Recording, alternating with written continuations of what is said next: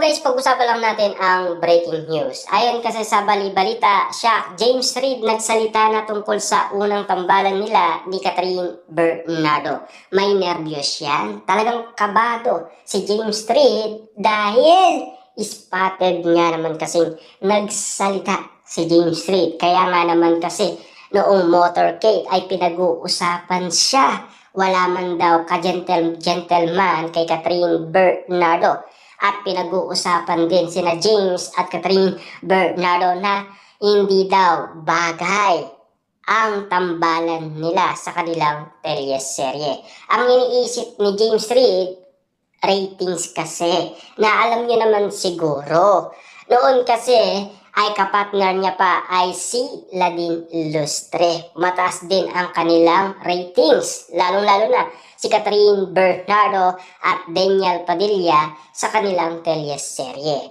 Mataas din ang ratings, kaya pinaglalaban noon ang Katniel at ang Kat din kung sino ang pinakamalakas sa ratings pagdating sa teleserye. Kaya eto na ang pagkakataon ni James para mapatunayan kung mapapataas nila ang ratings kasama si Catherine Bernardo. Na alam niyo naman siguro, si Catherine Bernardo at Alden Richard noon, kabado rin at natatakot din na baka hindi nila matalo ang una nilang movie na Hello, Love, Goodbye.